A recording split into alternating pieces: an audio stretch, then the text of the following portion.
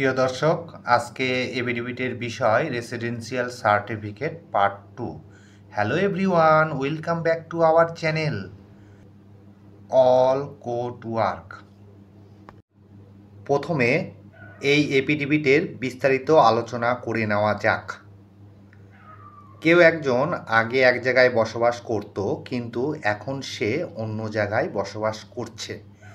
সেই বিষয়ে residential certificate এর এপিডিবিটটা আমরা কিভাবে লিখব সেটা নিয়ে আজকে আলোচনা করব। ফরম্যাটটা তোমাদের সামনে তুলে ধরলাম। ভিডিওটি যদি ভালো লাগে অবশ্যই একটা লাইক করে দিও, চ্যানেলে নতুন হলে চ্যানেলটাকে সাবস্ক্রাইব করে দিও এবং পাশে বেল ঘন্টাটি বাজিয়ে দিও। চলো শুরু করা যাক। এখানে যে ডিক্লারেশন দিচ্ছে আই বলে তার নাম, তার ডেট অফ বার্থ, তার পিতার নাম।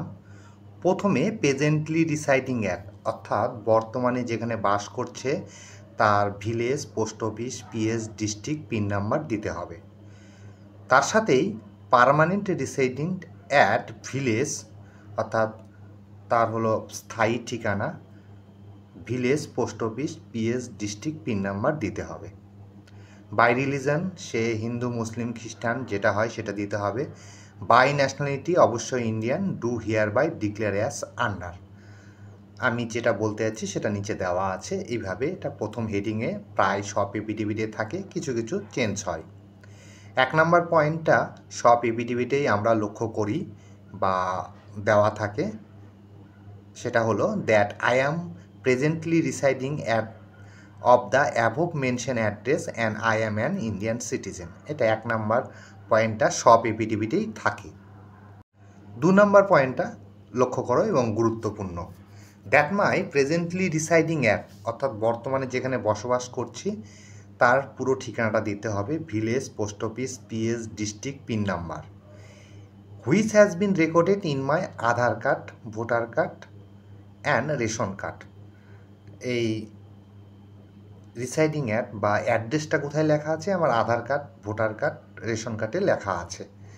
আমি চেঞ্জ করে নিয়েছি, সেটা এখানে হয়ে গেছে, সেটা এখানে উল্লেখ করতে হবে। কারো কারো আধার কার্ড, রেশন কার্ড বা ভোটার কার্ড যে কোনো একটা বা দুটোতে হতে পারে, সেটা এখানে উল্লেখ করতে হবে। এই হলো গুরুত্বপূর্ণ পয়েন্ট 2 নাম্বার। 3 নাম্বার পয়েন্টটা লক্ষ্য করো। এই পয়েন্টে আমরা দেখাবো যে আমার পূর্বের ঠিকানা কোথায় ছিল। That my previously residing at village, post office, PS, district, pin number, এটা লিখতে হবে। Which has been recorded in my birth certificate, ভাইট রেজিস্ট্রেশন নাম্বার, ডেটেড এত, and school documents issued by, সেই স্কুলের নামটা দিতে হবে। তো এইটা হলো 3 নাম্বার পয়েন্ট।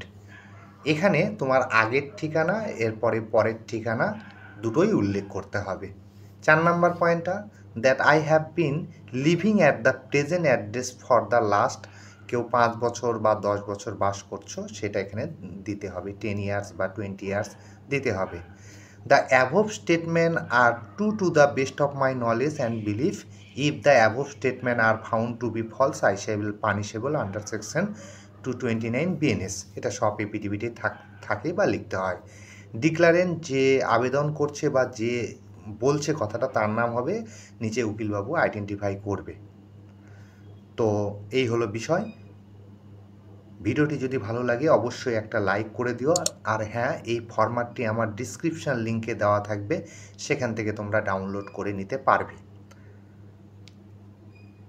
আর এই ভিডিওটি যদি কারো দরকারি বা কাজে লাগে অবশ্যই তাকে শেয়ার করে দিও। ভিডিওটি দেখার জন্য সকলকে অসংখ্য ধন্যবাদ। দেখা হচ্ছে নতুন কোনো একটা ভিডিওতে, ততক্ষণের জন্য ধন্যবাদ।